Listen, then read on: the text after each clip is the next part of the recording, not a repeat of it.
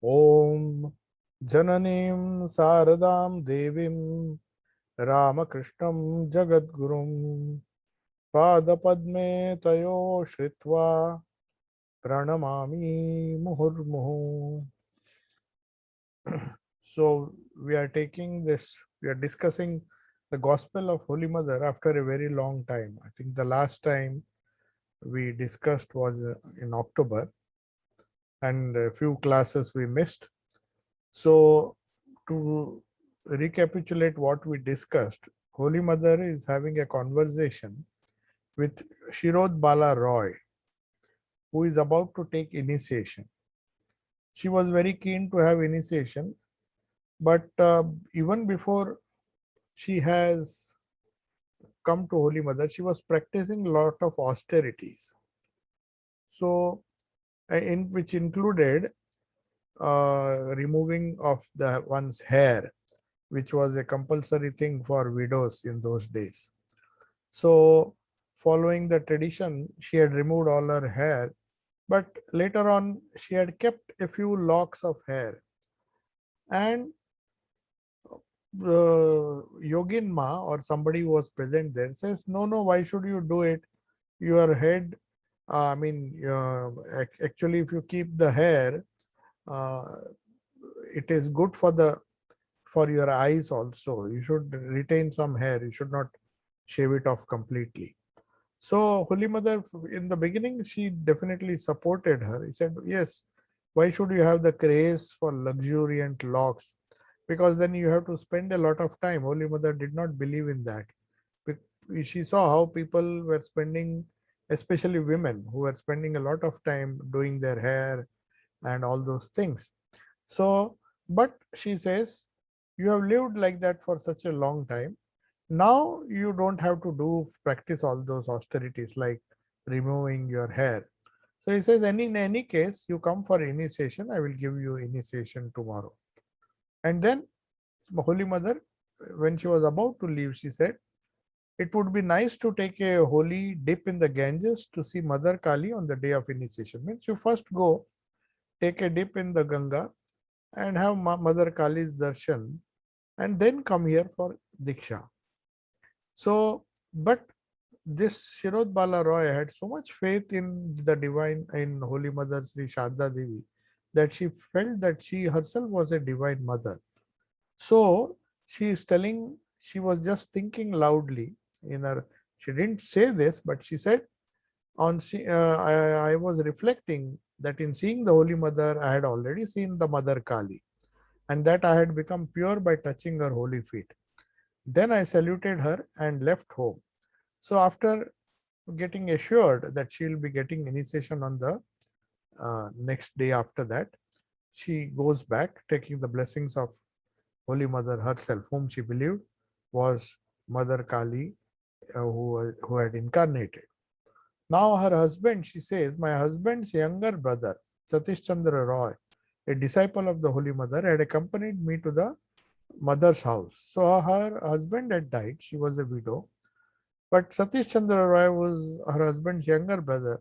Since he had already taken initiation, had he accompanied her to mother's house. On reaching my home, I requested him to come from his residence again the next morning to escort me to mother's house because the next day they would have Diksha. She would have Diksha. So she requested Satish Chandra that because women rarely traveled alone in those days. So somebody was needed, otherwise, society would not take it in good light. So normally, women would be accompanied by some male person. So she asked her younger brother of her husband to accompany her again to Holy Mother's house. He had come on the previous day, but for Diksha, he wanted for spiritual initiation, which Holy Mother was to give her. She wanted him to accompany her. Now, after my return from Bagbazar, I was feeling giddy once again because she had not eaten properly. Nevertheless, she prepared herself for going to the mother's house the next morning. But Satish did not turn up at the appointed hour. So Satish had promised her that he will come, but he was late.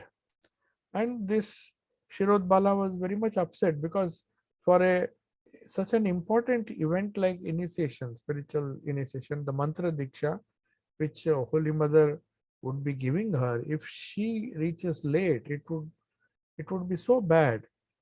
So at noon, Satish came and explained. Satish came. He came at noon, and she was worried that we are already so late. So Satish came and told her that Holy Mother sent me word last night saying, my daughter will not have initiation tomorrow, for she is not keeping well. Bring her the day after tomorrow before 10 in the morning. So Holy Mother was so particular. She had noticed that Shirod Bala was not feeling well and she was sick.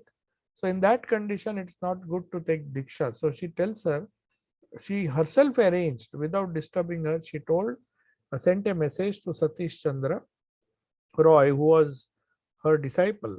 So Holy Mother said, bring him on the day after. Don't bring her tomorrow because she is not well. And she asked her to bring him before 10. So this was the reason for his coming late. So Shirod Bala writes, I was absolutely astonished to think of the Holy Mother's divine foresight, that how she prepared, how she knew that in this sick condition, that she might be feeling sick after reaching home, and in that condition, she would not be fit enough to take Diksha. So the next morning, I was feeling all right. Satish came at the appointed hour to escort me. Following the mother's instructions, I arrived at her house with some fruits, sweets, flowers, bilwa leaves, and a sari with a narrow red border. The mother's appearance, it seemed to me, was wonderful. She was wearing a yellow colored sari. Mother always liked yellow color. Even Siram Krishna used to say that uh, please give her yellow clothes. He liked, even Swami Premanandji was very fond of yellow color, which is a color which was very dear to Radha. So Shakti normally, especially in the Krishna avatar, it was Radha who was fond of yellow color. So anyway, she was wearing a yellow colored sari, and mother was standing at the door, assuming, means she was wearing the yellow colored sari, Holy Mother, and she was standing before even they came. She was standing waiting for her, and standing at the door, and assuming it as it were the form of my Ishta. As her eyes fell on me, she said, you are already late by 5 minutes. She was so particular about the time. She was supposed to reach there at 10 p.m. sharp. He says, hurry up, come to the shrine. Because there were many things. She had to do puja, and then she had to do Thakur's offering, which has to be done at an appointed hour. So anyway, she comes and she hurriedly says, spread the asana in front of the picture of the master and cleaned it with her own hand. I thought, how can I sit on an asana which she has spread for me? How can you sit on something which a guru has spread? I mean, they thought that we should not allow the guru to do all this service. But the mother pushed the asana with the right foot, saying, are you satisfied now? My goodness, this girl is fastidious. I mean, something which you hold in a hand is considered, the guru holds in the hand, is very auspicious. But if the foot touches it, it is okay. So these orthodox people always believed that one, if the foot touches accidentally, then it is okay. But we should not uh, indulge in a seva. It's just like doing seva, putting the asana in front. So mother just touched the asana with her foot to just make her feel comfortable. Not that she believed in all those things. But while coming from home, I had 2 rupees in coins in the loose end of my sari to pay the coachman with, but I had forgotten about it at that moment. As I was about to take my seat, the Holy Mother said, child, you have come to take shelter in the Master, who had renounced woman and gold. There are 2 rupees tied in the loose end of your sari. Take them out. Immediately she was shocked. How did Holy Mother know that I was carrying these coins? Anyway, in those days, women used to tie money and all those coins, the corner of a sari, so to preserve it, I mean to carry it. So immediately I removed the coins and kept them on the floor near the wall and took my seat on the asana. It struck me that day, Shirodbala writes, that Holy Mother was not the same person I had seen the other day. At this thought, I lost my consciousness. Then and there, the mother caught hold of my hand and made me sit upright on the asana, placing her head on my head, placing her hand on my head. She uttered thrice in a very sweet voice and these assuring words. She said, "Don't be afraid. Don't be afraid." She said it thrice. Don't be afraid. Then she added, "Have no fear. Now you have been reborn. I am assuming the fruits of all the deeds of your past lives. Now you are pure. You are free from sin." Then I regained my normal state and the mother gave me initiation. So these were memorable words which Shirodbala remembers. It must have relieved a great load from her head, that even before giving Diksha, she had uh, purified her by taking on upon her the entire karma of her disciple. Of course, she had the capacity to do it. That's why she said she would say these things to many of the disciples. Then Shirodbala asked her, "Is there any mantra prescribed for giving up the fruits of japa?" Because if those who have taken initiation, they know that after the japa is over, japa of the Ishta mantra, we have to give up offer the fruits of that japa. We should not do it with any selfish purpose. We have to offer the fruits and give it to Sri Ramakrishna, offer it to the Ishta and say, whatever I could do by your grace, I have done. Now I am offering it at your feet. You do as you like. So that is a way of preventing the ego from coming up. And not only that, it's a prayerful or loving service to the Ishta. So doing japa can also be a great service. So the mother said, but mother corrected her. She said, "What mantra should I repeat? Is there a mantra, particular mantra? Like in Hinduism, most of the rituals are done. Even if you want to offer food, there is a mantra. If you want to do pranayama, there is a mantra. If you want to offer flowers, there is a mantra. Something we utter just to keep the mind. The main reason to do that is when we do these rituals, we should not do it in an absent-minded way. Our mind should be in that ritual. Then only it helps concentration. Then only it will really benefit us. So some mantras are always prescribed for ordinary people so that they don't become absent-minded and think of their worldly things when they are doing some kind of puja. So she also felt that this is such a big thing. After the japa, I have to offer the fruits to Thakur or to my Ishta. So she thought there should be some mantra which I have to utter while offering, like uh, samarpanamastu or something like arpanamastu. I offer these things to the Lord or something like that. She thought. The mother said, "Don't say giving up the fruits of japa." So she corrected her, said, "You can't give up. You say offering the fruits of japa. That it makes a huge difference. It's not something you give up, not something you give up and say, Lord, now you accept it. I'm giving this up. It is a negative way of saying the same thing. But the better way of saying, according to Holy Mother, is I am offering the fruits of japa to you. So it's a loving offering, not just giving up something as if somebody wants to drag away the things that you have done from you. It's not a question of giving up unwillingly. One has to offer it with full consciousness and with the full heart. So she placed in my hand a little prasad of the sweets and said, after initiation, one should not stay with one's guru for long. On that day, you should not say you have to, so go home today, but you can come tomorrow and take your noon meal here. I don't know why Holy Mother said this, but in any case, she said, today you go, but tomorrow you come. There's no harm in coming tomorrow and take your prasad, I mean noon meal here. Today she just gave her a little prasad and asked her to go. The next day I went to the Holy Mother's house at noon and had prasad. After the meal was finished, I came and sat near her. Then she asked me, "Do you know how to read and write?" Read a small portion of the Gita daily and also Kathamrit of the Master and if possible Sri Sri Ramakrishna Puthi. Puthi is a beautiful poem. It is in poetry. Sri Ramakrishna's life written in beautiful. It is something like Tulsi Das's Ramcharitmanas. It is in the form of dohas, beautiful poetical verses with meter. And when you read it, these things are easy to remember.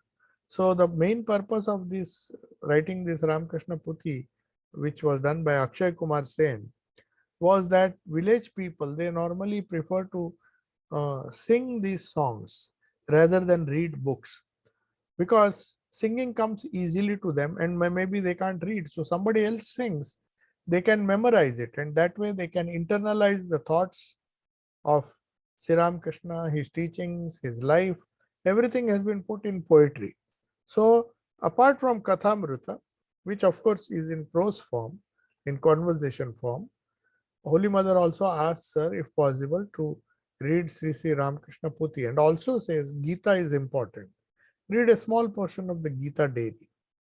So then she said there are other books about the master also have been published. So try to read them whenever you get time. So I said, Mother, you certainly know that I cannot give my mind to domestic affairs at all. And with what difficulty I live among worldly people. I just pray to you, please don't keep me in the midst of worldly people. The mother said, Child, because she was a widow anyway, she was not connected to anybody in the world. But still, living with worldly people made her uncomfortable, especially as she was trying to lead a spiritual life.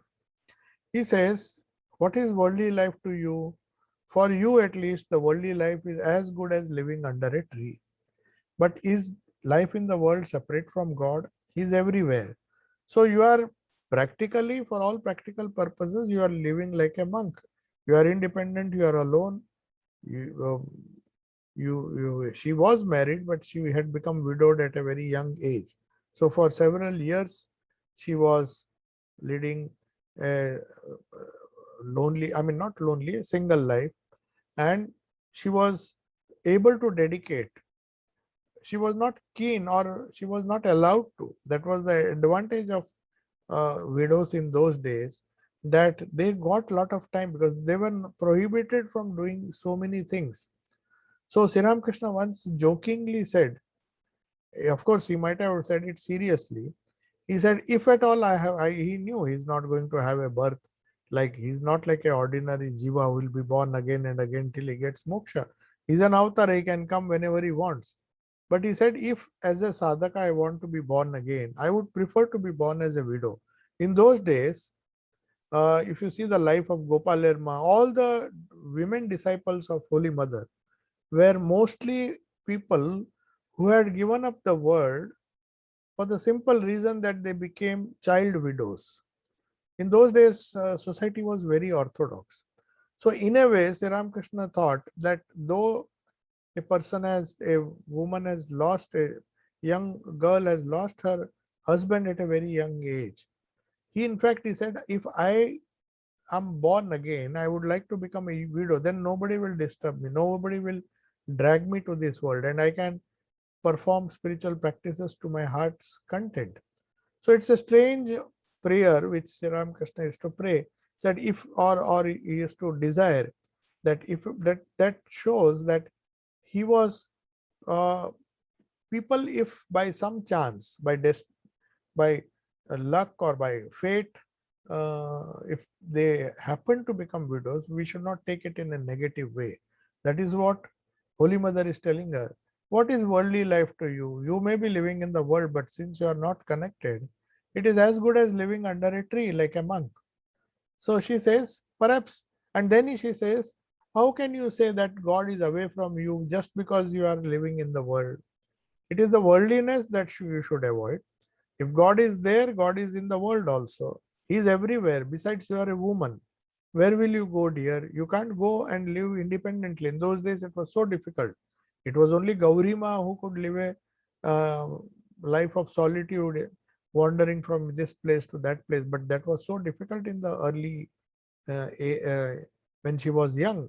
Later on, when she grew older, of course, she had a monastery and other things.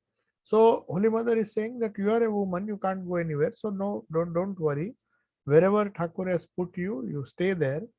But you are independent, so why do you worry? You are as good as living in the forest. Be content with wherever and in whatever situation Sri Ramakrishna places you. Your goal is to call upon him and to attain to him. If you call upon him, he will definitely lead you by the hand. You will have no fear if you can depend on him. Another point. It is not wise that a guru and his disciple live together, for while living together, a disciple observes the life and activities of his guru and very often takes his guru to be a mere human being. This might cause harm to the disciple. It would be very good if a disciple could live in a place close to his guru's residence and spend some time daily in visiting his guru, enjoying his company and receiving his instructions. These are instructions she is giving to Shirod Bala Roy, that staying in close proximity throughout the day. What she is saying is, now and then you can go and visit, even daily, and spend some time in visiting and getting the benefit of satsang and receiving some instructions. However, unless there is some occasional contact between the two, the guru may not remember his disciple always. That is why you should try to come here daily.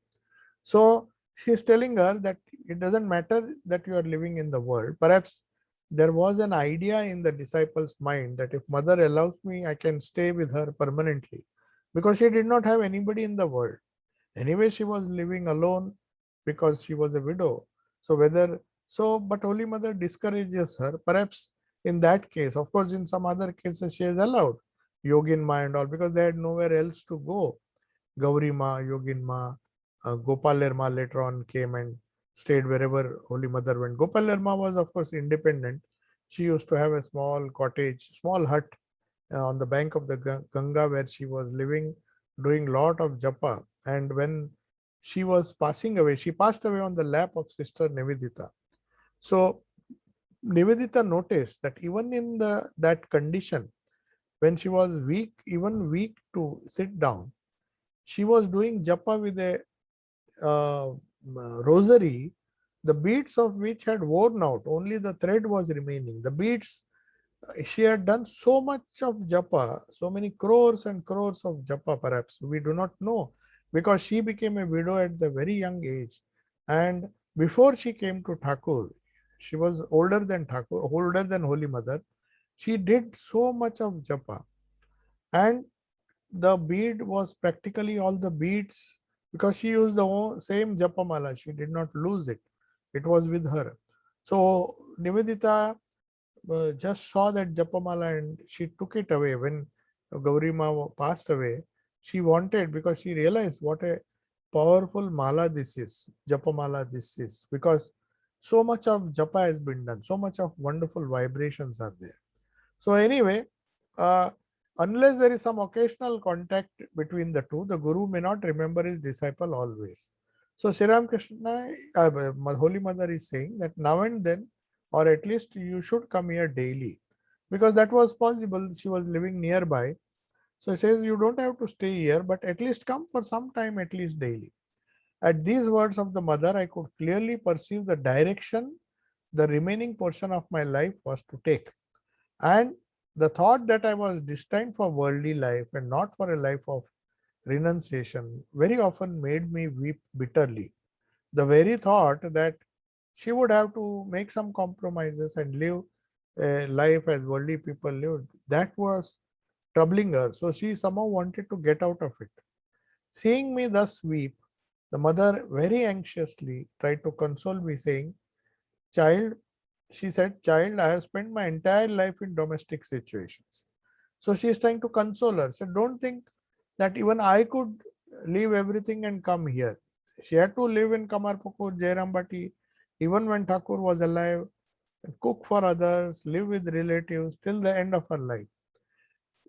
You are you are quite young. It is more dangerous to visit here and there for the sake of religion. So don't go on pilgrimage or visit because you are a young woman. So for you it is not safe.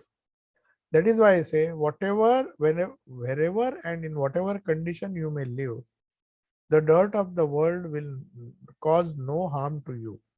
The master is there. You need not be afraid. You need not worry. After this, after listening, after initiation, saying these words, she took, hearing these words, she took leave. After this, I saluted the mother and returned home. From that time, I used to go to the mother almost daily, usually in the afternoon, and try to return before dusk to wherever she lived. I think it was not very far. She had given me the necessary instructions for my spiritual practices, and she also advised me to get any doubt or question resolved by her. But the very sight of the mother used to fill my heart with joy. I felt that I had achieved everything, and everything had been accomplished, and that I had nothing else to ask for. To me, the mother was no other than the universal mother in all her glory, and my chosen deity who was present before me as Guru. What else could I expect to receive? This thought gave me unbounded joy. Never did I ask the mother any questions. I was content with whatever she said to me on her own. One day I said to her, Mother, you are the indweller. You know everything. Still, I emphatically say that I very much detest and fear the ways of the worldly people. I have no family, no house, no wealth, and I shall never ask you for any of these things. You are aware of my heart's desire. Please grant me that, please grant me that and keep me away from worldly people. That is the only prayer I am asking of you. So, see this noble lady, she, instead of taking her life in a very negative way, she saw the positive side of having to keep away from worldly people and she prayed for that. And since she says, because you are the indweller, I know you'll protect me even if I'm in touch with the worldly people. Nothing will harm me. But at the same time, I don't have any desire. Somehow she had some kind of strange kind of allergy, or she detested the company of worldly people. Anyway, she was weeping bitterly, and then mother consoled me with simple words, just as a mother comforts her small child. I forgot all my worries and floated on an ocean of joy. So this is what she felt when Holy Mother assured her that wherever you may be, you will be full of joy, and as long as you don't have any worldliness in you, so you are safe. At times the mother would say, the master used to say, don't jump into the ocean of Maya, for you may be eaten by sharks and crocodiles. But why should you worry? Now you don't have to worry. You have the master with you. He will not allow you to do that. The Holy Mother lived a life very much hidden from public view, and she also made me do the same. I saw women devotees mostly. I hardly saw the monks of Belur Mutt, but even by seeing the mother alone, I felt that I had seen all that was worth seeing in the universe. Now I think that she has accepted me only because I had such an attitude. The mother used to say only this much to me: be content in all the circumstances and keep on taking his name, Thakur's name. Perhaps Thakur was her Ishta, and maybe Holy Mother had given her Sri Ramakrishna's mantra. Anyway, he says, just do this much. Try to be content in all circumstances and take his name. That is advice. She said contentment is such a great virtue that there cannot be a second virtue which is, because once there is contentment with what with and not, and we don't want our will to always have its way, and we want certain things to happen this way or that way. That brings discontentment. So contentment under all circumstances is a God's gift. And apart from that, she said, you have to take his name as much as possible. One day, she is mentioning about another incident. Sudhira Didi, who was Sister Nivedita's helper in her work of educating girls, which in the school started by Sister Nivedita. So Sudhira Didi, she was also a child widow. So Holy Mother told her mother that why don't you allow her to help Nivedita?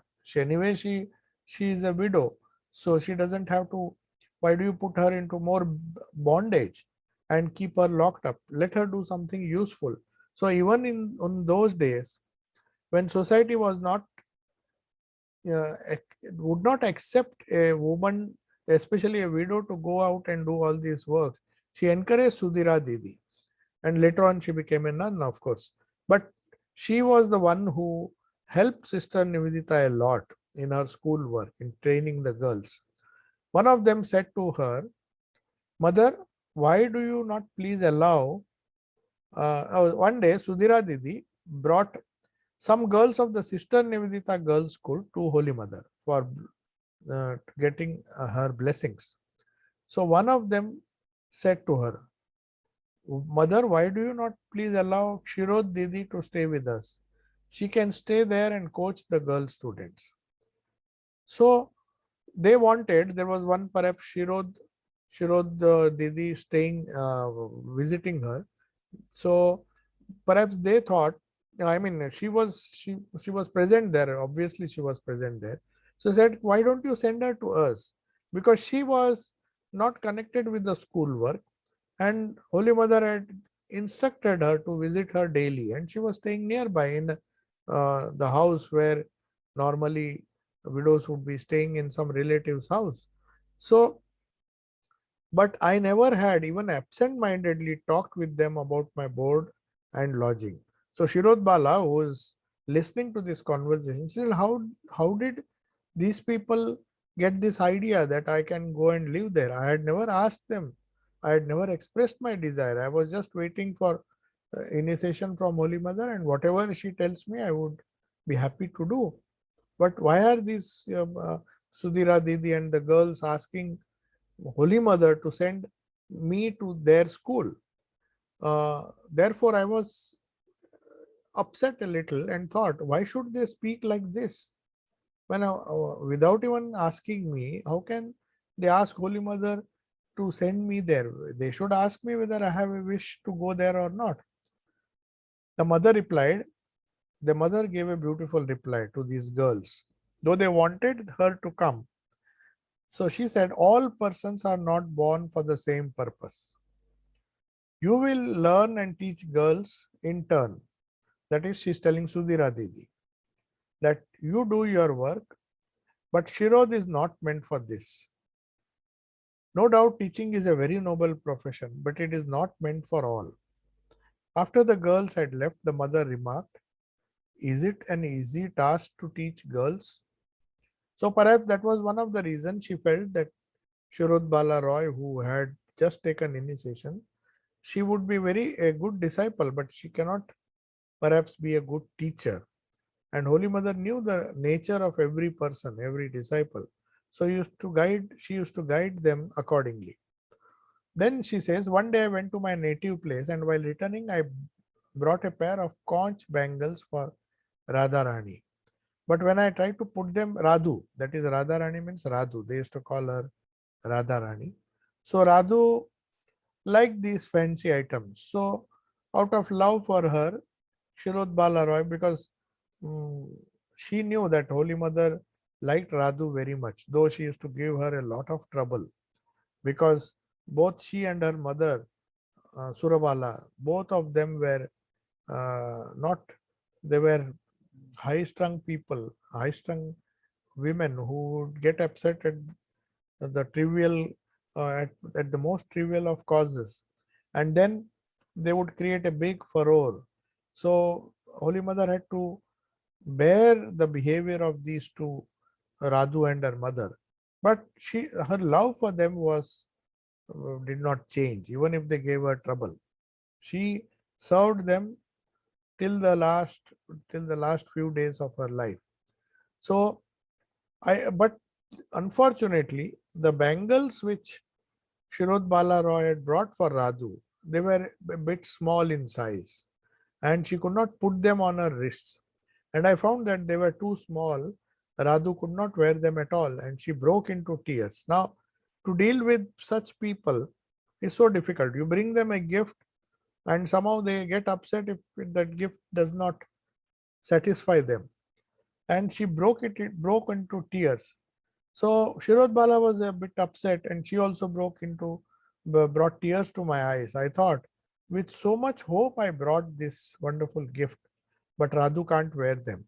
Nalini Didi, Sarla Didi, Radu, and I were discussing the matter quietly when the mother, who was then in the shrine room, called Radu and said, "All of you come here." So mother heard all this noise because she saw it was not fitting, and Radu was a mere child and also not a normal person. She was mentally uh, not very mature. So she started crying, "Oh, I cannot wear it now."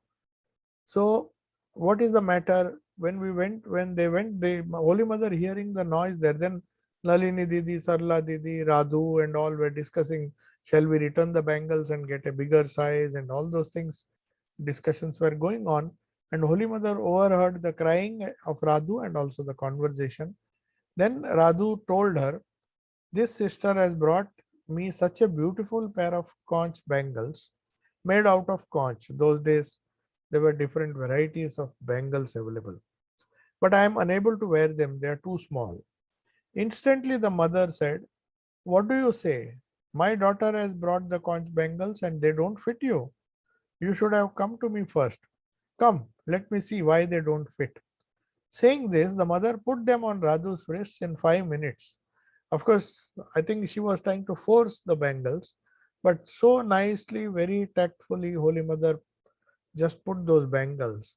And they were all surprised. Radhu, her eyes still brimming with tears, now broke into a smile. She was very happy that because she was so upset that I can't use these bangles. The mother then said to her, "Now you have a beautiful pair of conch bangles. Go and make pranam to the master, to me, and also to my daughter who has given you this." As she uttered this, I felt my heart palpitating. I thought, mother has never asked me about the locality of my home, my caste, and my relatives. I said, because in those days, Radhu belonged to a Brahmana caste. Casteism was so prevalent in those days that Kshatriyas or any people belonging to any other caste would feel uh, embarrassed if somebody belonging to the higher caste did pranams to them, did saluted them by doing pranam.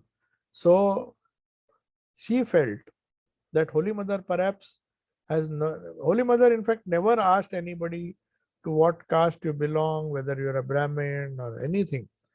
So she just judged people on merit, not by their caste. So she told Radhu. Radhu was a young girl, said, "Do pranams to her because she has brought you this nice gift." It is a custom in India to do pranams to the elderly people. So, but here, so Shirod Bala was a little bit upset because said, "I do belong to a lower caste than the Brahmins, and if she does pranams, it would not be good. So why should Radhu make pranam to me?" The mother bit her tongue and said, "Don't say this. Don't I know whether you are a Brahmana or a Kayastha woman? You have stayed here so long. Why do you consider yourself to be Kayastha?" Saying this, she told Radhu, "Go and salute your elder sister." Immediately, Radhu made pranam to Sri Krishna, then to Holy Mother, and then to me. I returned her salutation because that was the system. If somebody from the higher caste, even if they are young, these people would do it. That was the ancient system, the old orthodox system. But immediately immediately Shirod Bala also returned the salutation to her. That is why Sri Ramakrishna also, you will find, irrespective of the caste of the person who came and uh, saluted him, he would immediately return the salute. That was his humility. Girish was also surprised when he knew that Sri Ramakrishna, whether he was a saint, that he recognized him later, but he was surprised in his first meeting that the more he tries to offer his pranams, the more Thakur also bows down before him. So he was confused that how can a person who belonged to such a high caste be so humble? So that is how Holy Mother was teaching Radhu to go beyond caste, to recognize a person by virtue of their spiritual attainment and not by their caste. So anyway, the mother laughed heartily and said, "So you returned the salute, but the situation made me feel uncomfortable, so I remained speechless." So mother was a bit amused seeing that Kshirodbala, though she was elder, that old orthodoxy was still there in her, and she did pranams to Radhu. One day, Radhu, Nalini Didi, and others anxiously got hold of me. I was to tell them where my home was, what my caste was, and also about my near and dear ones. They wanted to know about her worldly connections. Where was she born? What was her caste? Who were her relatives? That is very normal among worldly people. They're not interested in the person, they're interested in which family you belong to. Oh, what is your uh, family, to which caste, and all those things. But as normal uh, sincere devotees do, they don't want to make a publicity of their ancestry. So she was reluctant to disclose any such thing, but Radhu would not leave her. She, Nalini Didi, and all were a bit curious. That is normally, it was very common, which Holy Mother never liked. But anyway, she was reluctant. That day, Mother called them and said, "Why are you teasing my daughter so much? Come here to me, I shall tell you everything." All of them rushed to Mother. I too followed them. I thought, the mother never asked me about my personal details. Today I shall hear what she says about me. They all began to tell the mother, "Shirod Didi has been here so long, but she has never disclosed her native place, her caste, or who her relations are. Today we requested her so endearingly, but she won't disclose anything." The mother told them, "I can tell you everything. She was born in the land where oranges are grown. Her father-in-law lives in another district and is a very close relation of Chandrakanta. She has no one, not even her mother, but she has a brother." Saying this, the mother asked me, "Have I said correctly, my daughter?" She had never asked, but somehow Holy Mother could, through her intuition, know all these things. And she could even know that she belonged to a place where oranges are grown. Anyway, saying this, the mother asked me, "Have I said correctly, my daughter?" As she mentioned the name of my mother, I heaved a deep sigh. The mother, being the indweller, she could grasp the innermost thoughts and feelings of others. She could She understood that my sigh was a sign of grief. Immediately she said, "When I mentioned your mother, you were overcome with sorrow, weren't you? But even if she had been alive, tell me, what could she do for you? Because her fate had destined her to be a widow." So she says, take it as something which was destined to happen. So even if your mother was alive, what extra things she could have done to you? You were born alone, you have to die alone. Nobody is there. But even if she had been alive, what could she do for you? She would have been a helpless spectator of your miseries. It would be worse suffering for her to see you suffer like this. Suffer from the worldly point of view. These may not be miseries for everybody. If you have a spiritual attitude like Shirod Bala had, this would not be considered a misery. Do you still feel bereft of your mother even after having a mother like me? So now she's slowly changing her attitude. Whatever little attachment she had in the world was for her own biological mother. Now, mother knows and she is trying to tell her, don't be sorry on that account. Even if she were alive, what she could have done for you? Each one is coming to this world with one's own bag of karma. We come alone, we go alone. And in this intermediate period, we come across so many people. What is there to be so attached? Why are you so attached about it? Why are you feeling sad that she is no more? Even if she were there, what? See the practical, see the logic. This is not just philosophy. The detachment was so natural to Thakur, to Ma, to Swamiji, and all the other uh, disciples, that it came very naturally. They were so logical when spiritual matters came. And when worldly things, we think people should be worldly wise. They should have feelings. At least they should make a feeling that, oh, my mother is not there. And then we pity or we sympathize with such people. But Holy Mother says, very frankly, she was so frank when she said, why are you crying? What is there to cry? She would have been a spectator of your miseries. She would not have done anything to mitigate, and nobody can mitigate anybody's sorrow. And moreover, she says, you, after having a mother like me, I'm not your biological mother, but much more than that. So, after having a mother like me, why should you feel that you are without your biological mother? On hearing these words, Shirodbala began to shed tears of joy. The mother asked Nalini Didi and others, what more do you want to know about her? Because was upset with their curiosity. Why are they bothered whether she has a mother or not, or whether she is married or not, who are her relatives? That is typical of a worldly nature, to ask about all these things. She is coming here, she is doing her japa, she is spiritual. That should be enough. That is why Thakur used to say, and Holy Mother used to quote this, that devotees don't have a caste, they belong to the same caste. So if you are a real devotee, you should not be bothered about all these uh, labels that we normally put. So, and we ascribe to different people. So she says, what more do you want to know? She was a bit in an irritated tone. She told others, you were after her, asking her to disclose her personal details. Why should she? What is there? What is it? They said, what is her caste? We want to know. The mother replied, I shall not disclose this. They are devotees. They belong to only one caste. So she was so emphatic that they just kept quiet. Whatever may be the orthodoxy which was prevailing in this Radhu and other Nalini, the Nalini was also very fastidious about all these things. She would not touch food touched by anybody other than Brahmins, and so many things which our orthodox tradition, but Holy Mother broke all those traditions and very clearly said, all these are devotees. Whoever worships Thakur, they belong to one caste. So what is there to know? I don't want to tell you. Even if I tell you, it is not, she belongs to the devotees caste. So these mother's words made me beside myself with joy. I simply could not utter anything.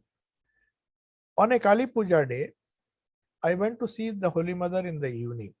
The Holy Mother's house was very crowded on that day. On my way, I bought 5 champak flowers for 50 paise.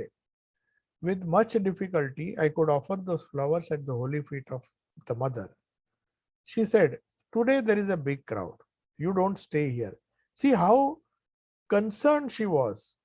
She knew that Shirodbala is a special type of woman, a special type of lady, a special type of disciple.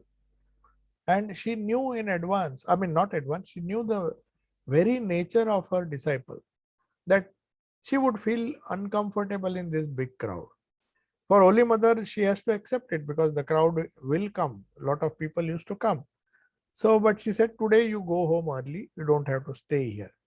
See Sudhira and then go to Gaurdasi's place and talk with her before you return home. Gaurdasi was, of course, Gauri Ma. Mother used to call her Gaurdasi. Being a sannyasin, she knew that it would be better if Shirodbala, before going home, met her instead of staying in this crowd and getting exposed to so many questions and uh, so much of curiosities these people, devotees, would have. Many of them uh, would be intruding into her privacy. So mother did not want her to be in their company. She said, just go. I was quite surprised, Shirut Bala writes, at these words of the mother. Never before I had received such instructions from her. Then she asked, because why will she send? But today, knowing fully well that she was not in a position to give her holy company, she said, go to some other place where you will get it, but don't stay here because these people will disturb you. You will not enjoy the my holy company. So Holy Mother, she was surprised that Holy Mother is asking her to go to some other place, at least on this day. Should anybody accompany me or should I go alone? So because the tradition did not allow, I think she was allowed to come to Holy Mother's house alone because it was very near. But this is a distant place. But mother said, you see how liberal she is. Says, walk the distance and go alone.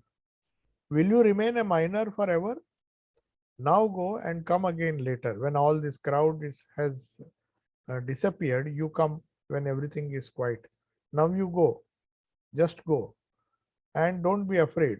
You're not a minor anymore. You just go. So that shows how liberal and how uh, willing to change Holy Mother was. Though she was born in the same Orthodox Bengal or the same Orthodox tradition, she changed wherever necessary. Whenever she found certain things not good for certain people, she would ask them to change. The essential thing was how devoted you are, how much spiritual you are, and how sincere you are. So I went at once. I went out at once without any further consideration. Inquiring of passers by, I reached easily the school of which Sudhira Didi was the headmistress. That is the school started by Nivedita, sister Nivedita. She was quite surprised to see me and asked, how could you come here all alone in the dark? Why have you come? I replied, I don't know the purpose of my visit. I have come because mother asked me to do so. She had so much implicit faith that even in the dark, she was not afraid. She just went. On hearing this, Sudhira Didi called the resident girls of her school saying, stop your studies and come here. Shirot Didi has come from mother's place. Come and see her. So they were all very happy that Holy Mother herself had sent Shirot Bala, whom they knew was a sincere spiritual aspirant. All the girls came and surrounded me, but I wanted to leave, and so I said, as the mother has directed, I must leave for Sardeshwari Ashrama. This was the ashrama which was started by Gaurdasi or Gaurima for it was a women's monastery, which was unimaginable in those days. Thakur had told her, Thakur had told her that I have prepared the mold. You pour. I mean, I have prepared the mold, and you pour the gold or whatever it is. So the mold is ready. That means he had trained her to train other young girls and women to become nuns. So this Shardeshwari ashram was started by even before Sharda Math was started, which happened much later after the centenary of Holy Mother.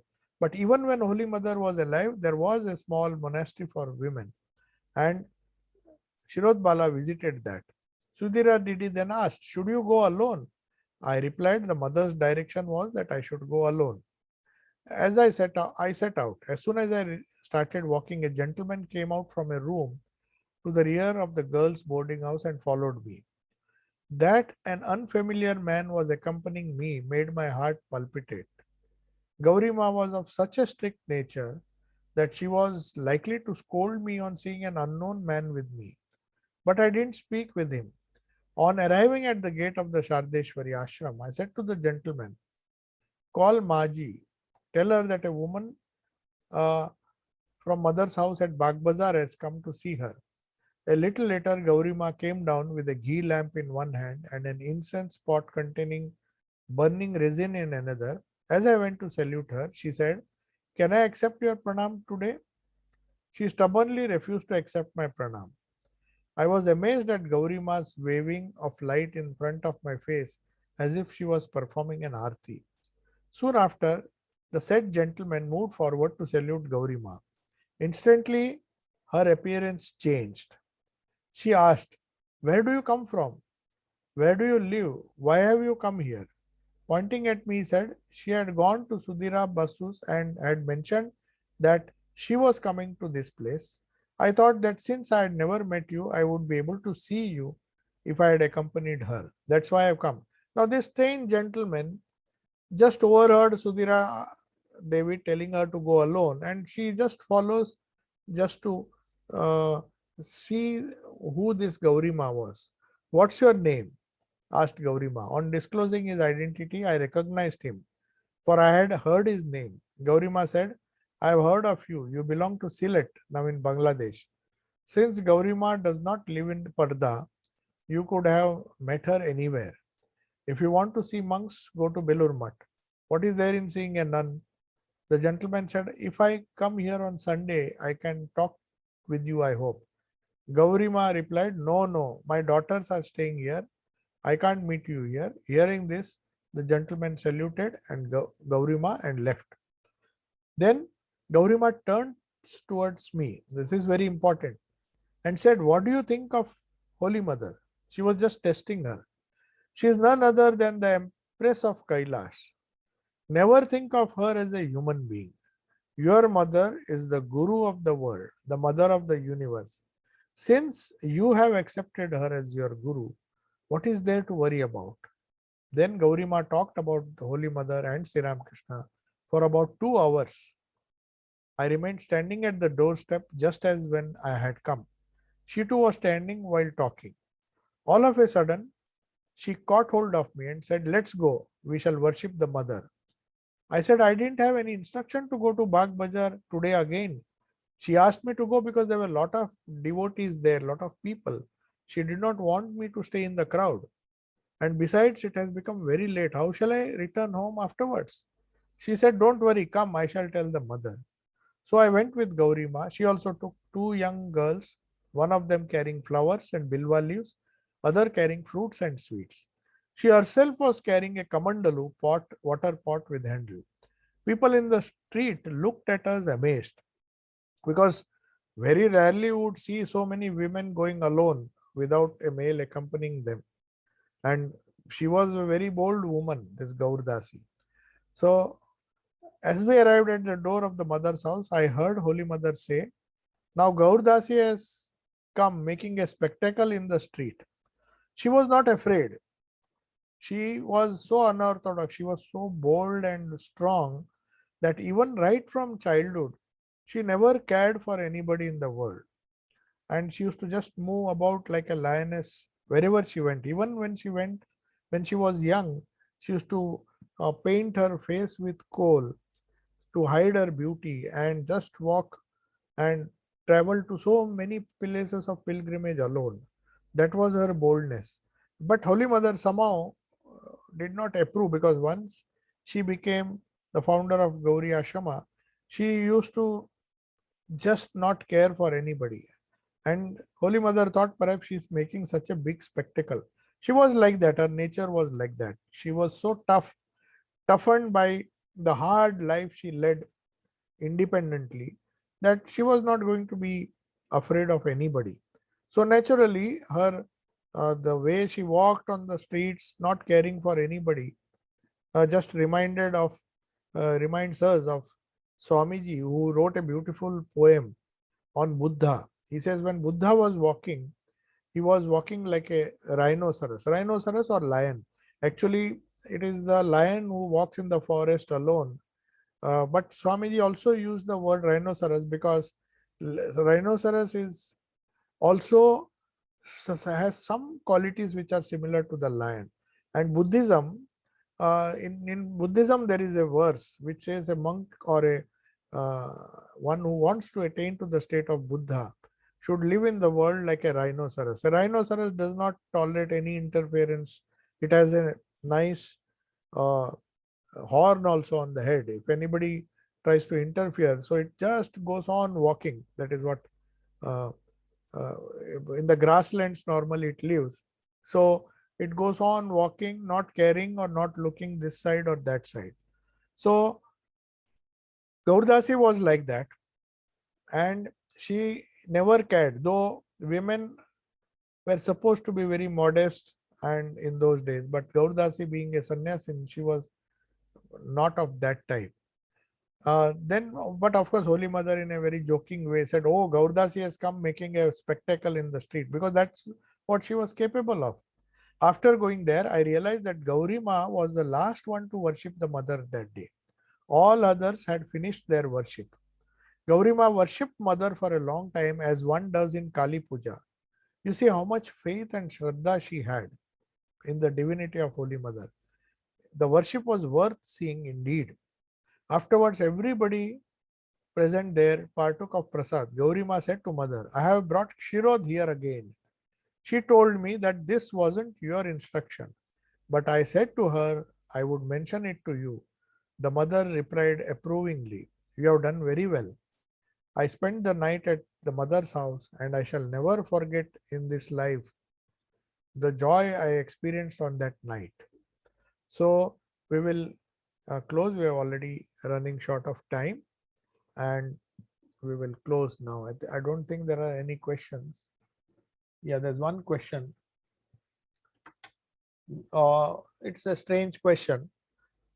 Somebody is asking, sometimes hurting others gives contentment. Is that a virtue? Of course, not what psychology or philosophy plays in here. I don't think anybody who contentment comes by hurting others. The conscience will always hurt you. Contentment is not that. Contentment is whenever you are subject to good or bad things, good or bad events happen in, it should be a subjective feeling. Contentment is not if somebody else is happy or not. That does not decide your contentment. So by hurting others, if somebody gets contented or becomes content, then something is wrong, because he is intensely selfish, or at least he doesn't mind others getting hurt or others suffering.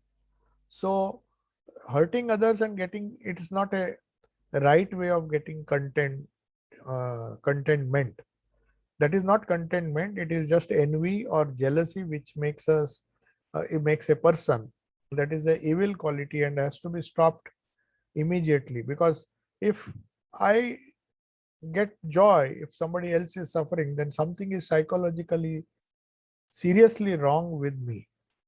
If that happens, how can one who practices spirituality, who tries to see the divinity in others, he may not be able to do anything, but at least he should not rejoice at the suffering of others. If that happens, then it is, I mean, it is a serious psychological problem. So I don't think, I firmly don't agree with this, that contentment comes from hurting others or even seeing others being hurt.